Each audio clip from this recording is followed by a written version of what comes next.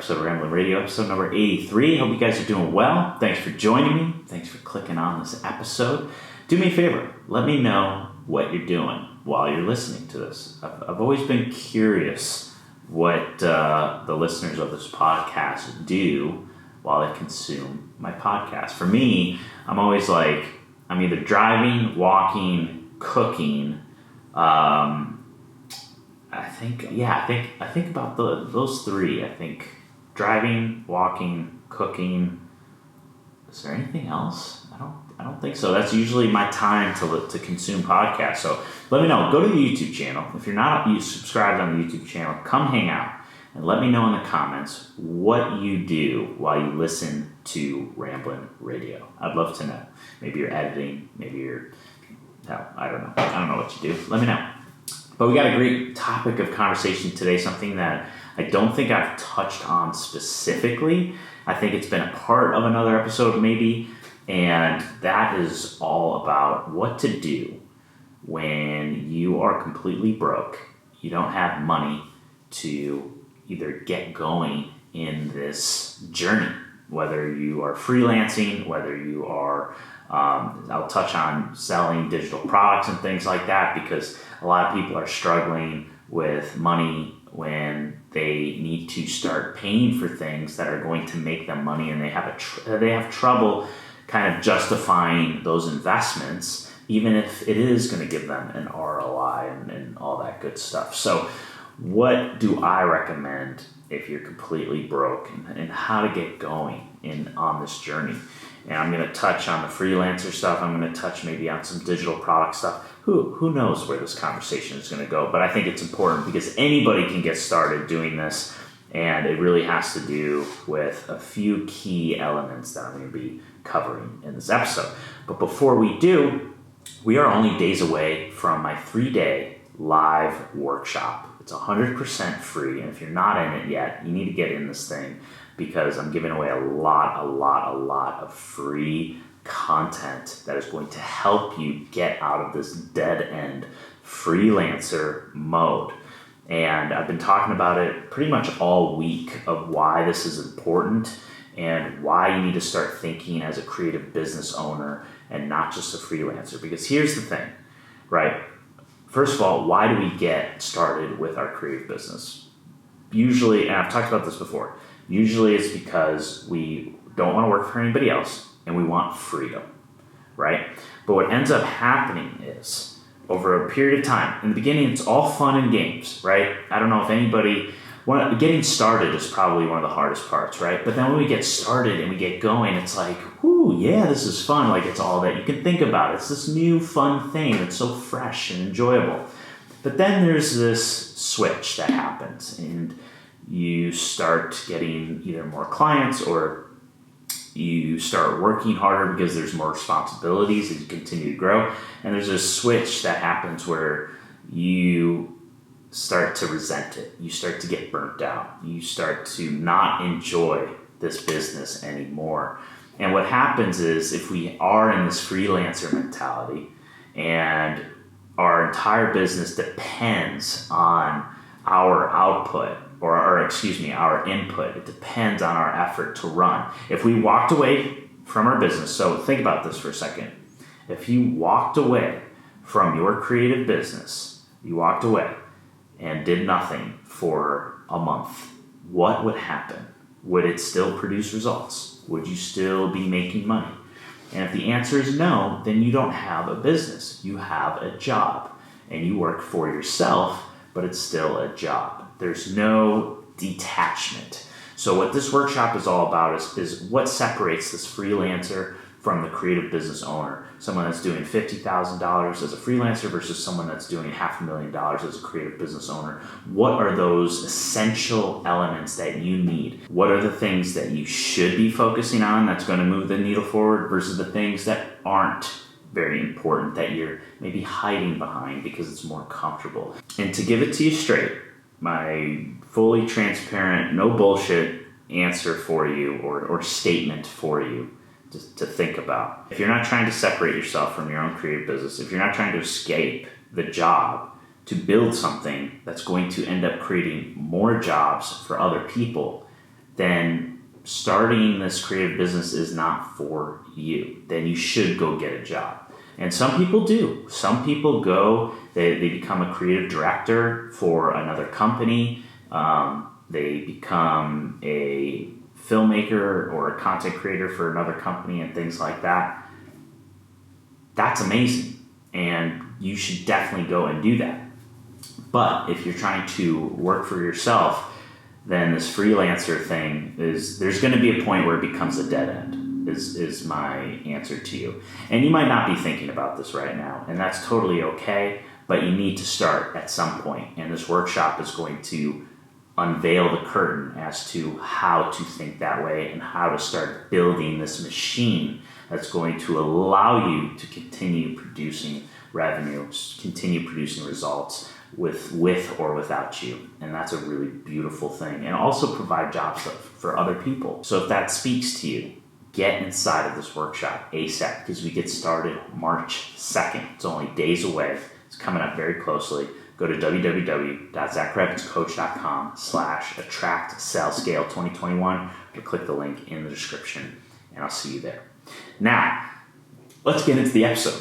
How do we get started if we are completely broke, right? And there's a couple of ways for me to approach this, because we have people that are just getting started that don't have any money to really get going, but they also don't have bills and responsibilities. So that's one person. And the other person is someone that is living paycheck to paycheck or is broke, but still has bills and responsibilities to pay, and they are really feeling that stress and that pressure. Okay, these are two different situations, and I'm going to kind of I hope I touch on both and give it to you straight, because there's two people here that might be listening to this, and you might relate to one. You might be one of those people versus the other. And so I want to make sure that I answer both of those, because I'll touch on my start, because I didn't have those responsibilities. I was lucky in that aspect, or blessed in that aspect, where I lived with my parents. I didn't have bills. I had some bills and things like that. Eventually I got my own car, and so I started getting, I got the car insurance, the gas, all those things and whatnot. But other than that, it was very little responsibility. So what I recommend in getting started, and this is kind of how I did things. Number one, if you're really broke and you don't have any money whatsoever, this is where you need to start getting scrappy. And it comes down to your commitment, right? Not many people talk about the commitment aspect. And I think it's a conversation that needs to be had deeply. Because if you're telling me that you can't come up with maybe $90 or $100 to rent a camera, or you can't go out and become resourceful to borrow your friend's equipment, or come up with some type of solution. If you're not scrappy enough to come up with some type of solution to at least get your hands on something that is going to make you money, then you should not be doing this at all. I'm going to tell you just this, not that something else isn't in your future, but either starting your own business or becoming a creative and picking up a camera to work with clients and things like that, you're not cut out for it in this specific aspect, right? Because you're not fully committed in doing it. Think about it. Like, if you really want something, you're going to do whatever it takes to get it. You just are. And that's full 100% commitment. You're going to get your hands dirty, and you're going to do what it takes. So step number one is you got to get scrappy. You got to become resourceful, and you have to figure out a solution to get your hands on some type of equipment, whatever it is that you need in order to start on this journey and start producing results. And that could even be a membership to some type of software that you need to make money. So if you're in e-commerce, if you're selling digital products and things like that, you need software to produce revenue because you need to host those products. You need to send emails to people. You need to send sales emails. You have to create landing pages, all those things. So you get it in both sides. You have to pay for some stuff in order to produce revenue, but this is an ROI. It's a return on an investment. And especially on the digital product side, a lot of people don't understand that, these programs like a Kajabi, for example. I use Kajabi for all of my digital products, for my courses and things like that.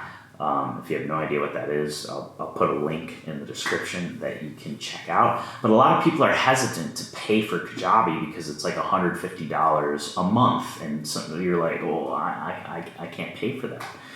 But it does everything that you needed to do under one roof entirely, and you're not going to have to get anything else, right? When you add up all the things that you need in the digital product side, it's going to equal $100 to $150 a month. And on top of that, if you do try to skimp out and do it on the cheap side and get all of these little one-off products and combine them together, you're going to have problems and issues, and things aren't going to connect, and it's going to be this big fuss, and you just wasted all that time versus you spending a little bit of money knowing that you're going to get that return back, because you are. When you have things in place and it saves you time and you have the energy to create and do the things that you need to do to put that product out, etc., you're going to get a return on investment, and you're going to get a bigger return by putting in a little bit more money for the easier solution.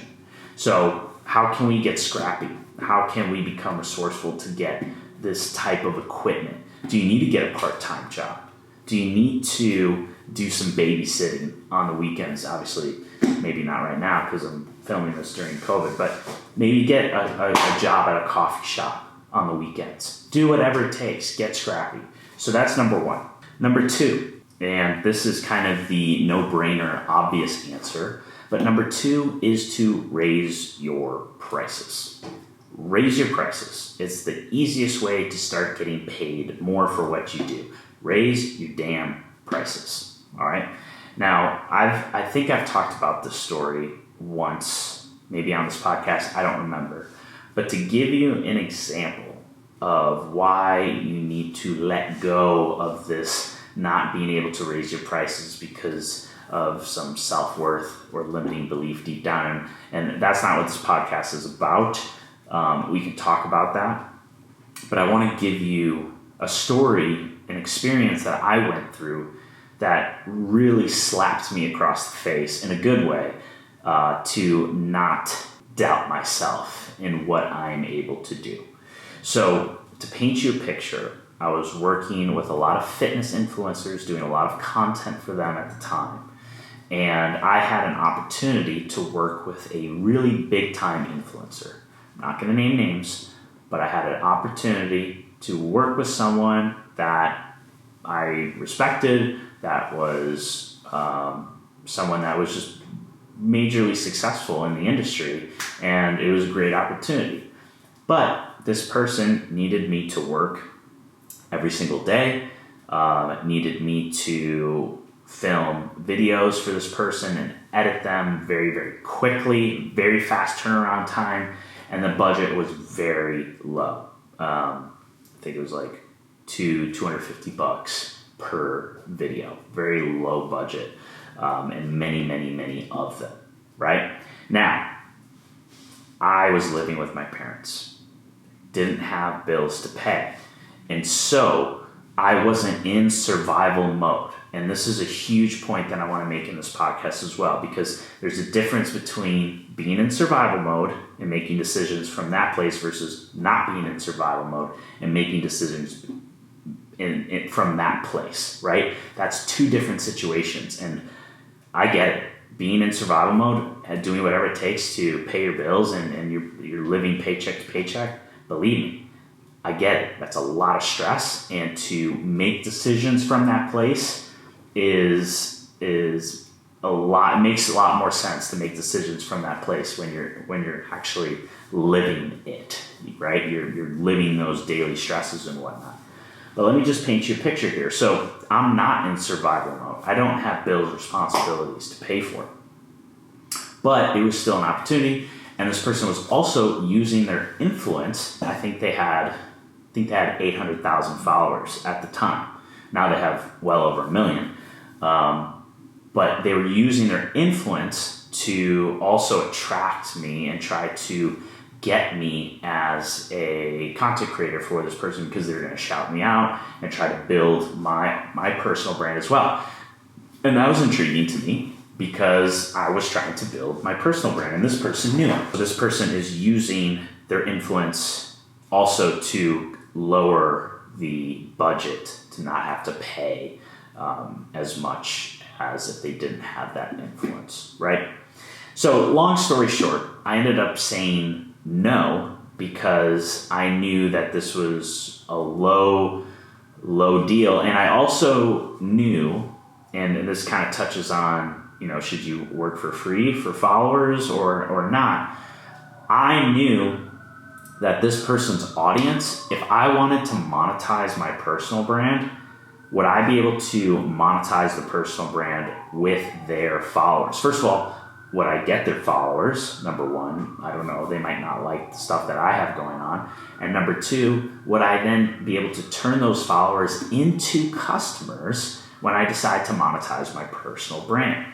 And I thought, probably not. We're in two different industries. So let's work on building the business of me as a content creator, as a filmmaker, and not work on building just the audience, building a following, and just primarily focusing on that.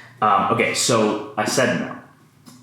I shit you not. A couple weeks later, I don't know how long, but very, very short window, I ended up getting another opportunity with another fitness influencer that was for one video where I made more money with that one video than I would have with that other influencer for the 10 videos that this person was going to have me create, or 14 videos, whatever it was. There's a lot of videos. And I made more money or the same amount. I can't remember exactly, but I made the same or more, which is one video. And it wouldn't have happened. It would not have happened if I said yes, because the two projects would have conflicted with each other. And so if I would have said yes, I would have said no to this better opportunity. Did I dodge a bullet there? I don't know. I think the first opportunity it would have been an opportunity, still would have continued to up-level my career, but was it really something that played a part in my bigger vision? And the answer is probably no. No, it didn't. And so this brings me to my next point of making decisions in survival mode versus not survival mode. This was easy for me, and I don't want to make you feel bad if you are in survival mode, okay? I want you to understand this was much easier of a decision for me to make because I had no responsibility. So I was thinking bigger vision. But this is also why it's so important, even if you're in survival mode, what is the big picture here? What are you saying yes to versus what are you saying no to? Whenever you say no, you're saying you're opening up a yes to something else. And whenever you're saying yes, you're always saying no to something else. You're always opening doors and closing doors. And it's up to you and your responsibility to open the doors that make sense for you long term. So, number one, get scrappy if you need to. Number two, raise your prices. Number three, make decisions based on your vision and try not to be in reaction mode, right? Reaction mode is this like, oh shit, I gotta make money. Let me do this quick thing. And what happens is we continue to do the quick thing. It starts to become this cycle, and then we get trapped, right? That's a big reason why I think a lot of you are continuing to do these smaller projects, these $500, $800, $900 client projects, and also having a lot of responsibility within those projects, because people that are paying that little, let's be honest, those are the types of people that are trying to squeeze the most out of you, because that's a lot of money for them versus the person that spends $10,000, $20,000 on you and doesn't ask any questions, just sends you over the check, right? There's a meme going around that says like, you know, the $500 client, yeah, so I'm gonna need you here at this time. If you're late, that's a big problem, and you're gonna have to turn in the project in 17 and a half hours, and it needs to look like this, and blah, blah, blah, blah, blah, versus the $20,000 client or whatever saying, yep, money sent, thanks. I think we are on the same page now of those three things so far. The fourth thing that I want to talk about is being profitable, right? Not throwing all of our money into our business and not getting any kind of return out of it, right? We need to get a return. We need to start building up our foundation of wealth, right? And something that I think I did really well in the beginning, was I wasn't super quick to purchase gear, okay?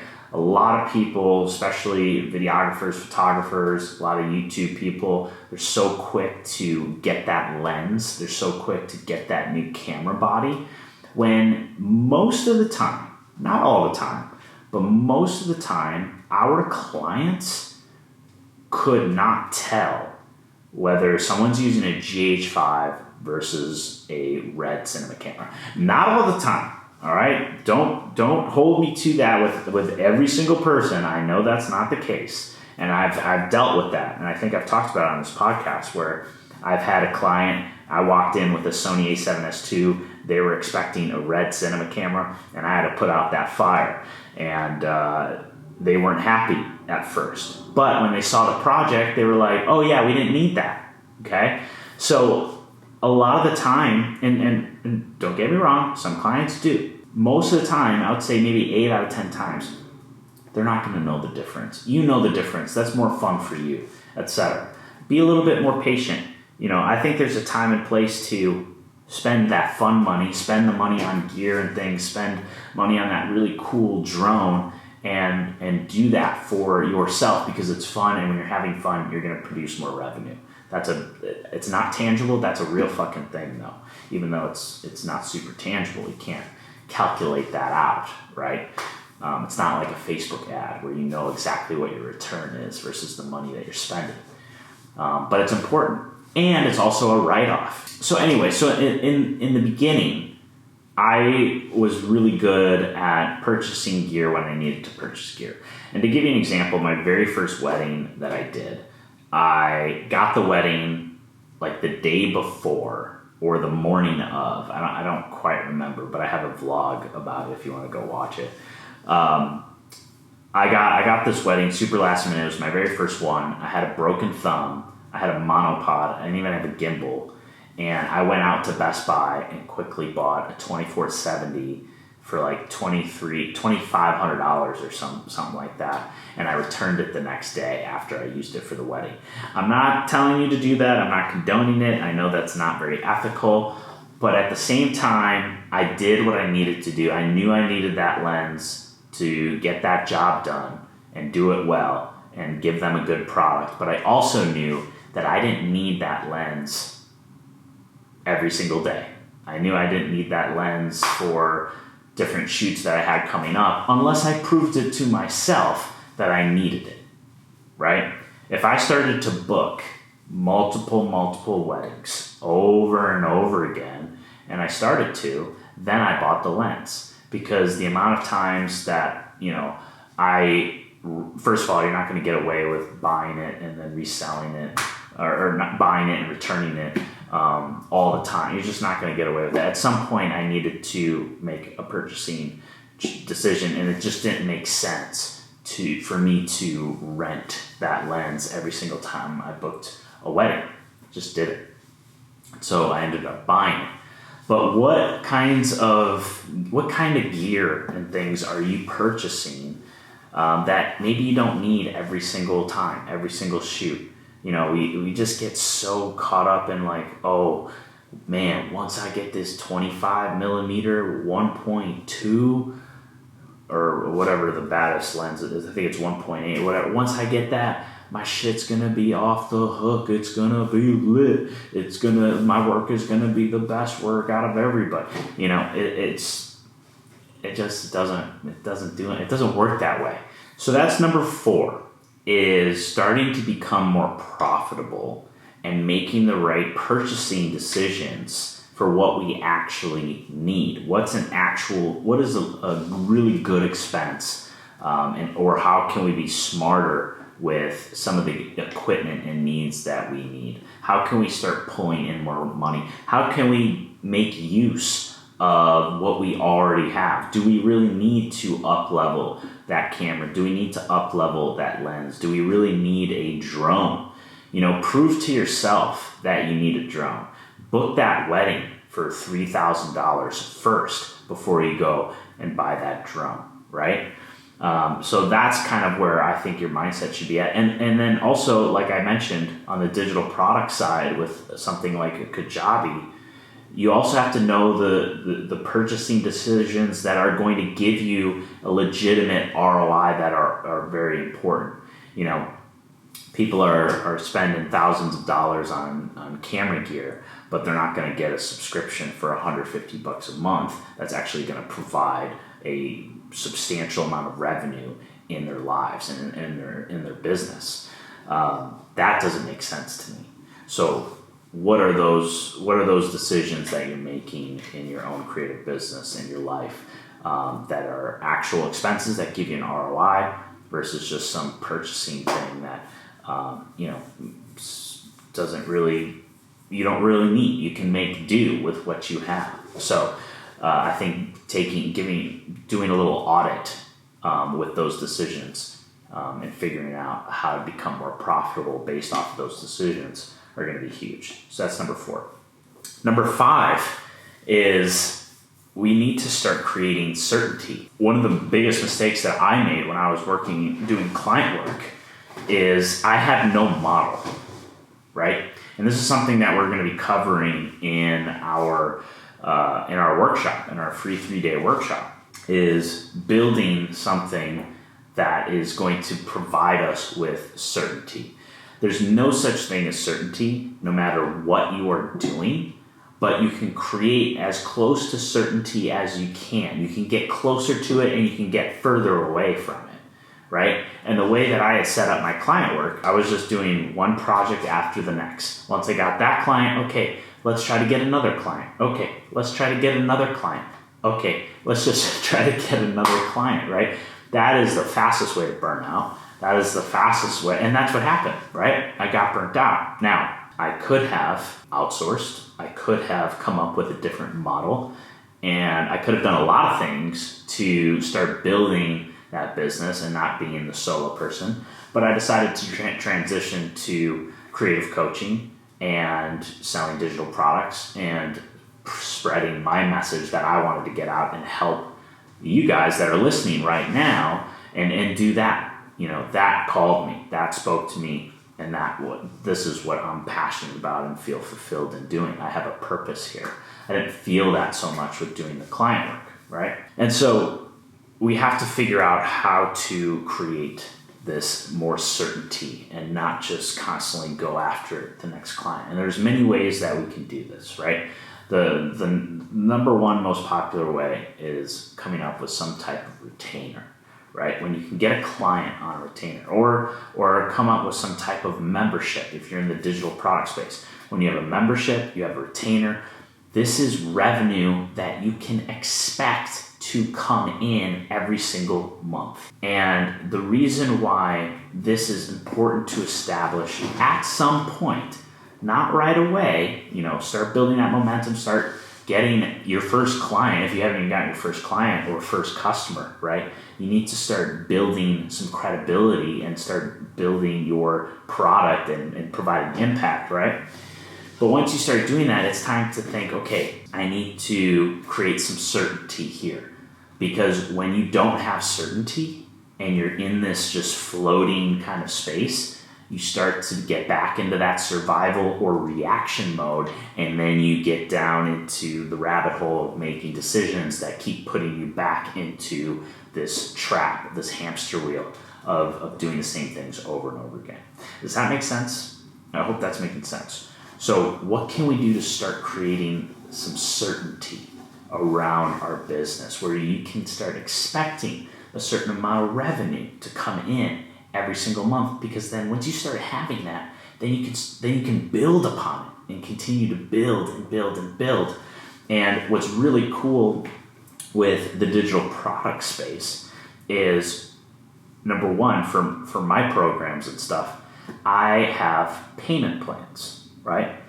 And what's really cool about payment plans, there's a lot of negatives that people talk about in the digital product space when it comes to payment plans, because unfortunately you have people that stop paying, right? They stop paying. Something happens, there's something that's going on in their personal life or whatever, and they just end up stop paying, and that's part of the cost of doing business. That's going to happen.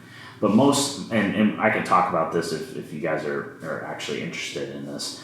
I don't know if you are, but that has to do with the commitment to themselves, right? Being fully committed to them in their journey. If someone comes off of a payment plan, or if you have like a negative experience with a client and it revolves around money, more often than not, there's something going on. They're super tight with cash. There's something that's going on in their personal life, and they are self-doubting their own journey and their own commitment to their goals and aspirations, right? But what's really cool about payment plans is it almost creates a type of membership. And so when you launch this product or this service and you have payment plans coming in, and you continue to offer payment plans, they start stacking on each other. And then you launch the product or the service again, and they start stacking more, and you continue to build and build, and they continue to stack and stack and stack. This is when it starts to get really exciting, because now you can start expecting a certain amount of cash every single month, and now you're out of reaction mode, and you don't feel like, oh my God, I gotta do this thing so I can make money, so I can survive, right? That's a bad place to be. We don't want to be there. We want to get out of there as fast as possible. How can we get out of there? Right? And payment plans are also great because it's going to get people in that couldn't quite afford your service up front, but by giving them your service at that lower monthly flexible fee, they're still going to get that transformation. They're going to get the results, right? And if they're getting the results, more often than not, those payments are going to become easier and easier and easier for them, and it's a win-win. Right? So you're going to get more people inside. And then this is more for the digital product stuff. For client work, you can still do that. You can come up with a retainer. If someone is doesn't want to pay it all up front, what can you do to make it easier for them and come up with some type of retainer?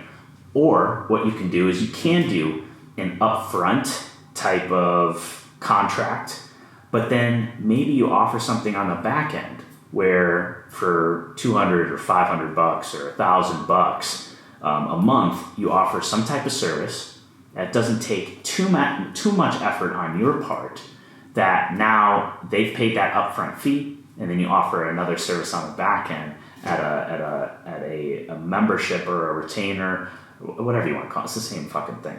Whatever you want to call it, per month, so that you can start getting call it expectation cash, right? So there's many ways to create certainty for yourself or get as close to it as possible. And you want to start thinking about some of those things, because it's going to get you out of reaction mode, which is what we want. All right. But basically what I'm saying is, don't let fear in the driver's seat. Put that motherfucker in the trunk and lock him up, all right? When fear is driving, I don't know if you've seen those videos of those near-death videos. That's what's happening, only it's happening in your creative business, right? We don't want that. So I think we're on number 5, I think I don't even remember. I'm not even going to list them all out to you. All right. The last thing that I'm going to say is having some financial plan. And I'm not going to talk about this for very long because I've already made an episode about it. But a financial plan, like the Profit First method. If you don't have Profit First, go buy that book, and it's going to change your life. But having some type of financial plan that puts money away when you need it and puts money away to pay taxes and makes it easier mentally so it doesn't become like this frightening thing at the end of the year where you have to pay, 30 grand to pay for taxes or pay 10 or whatever it is, whatever tax bracket that you're in, whatever scary number that scares you, because it's all relative and you don't want to be in that position. So having some type of financial plan that makes paying taxes easy, makes going on vacation easy, makes paying your expenses for your business to keep it running, makes that easy, all that good stuff. What does that look like? So those are the things that I want to talk about in this episode to get you from broke to getting you to as close to certainty as you possibly can, right? And those are the elements, in my opinion, that have worked for me and that have provided me the freedom that I'm trying to continuously build more and more and more. We want to keep stacking.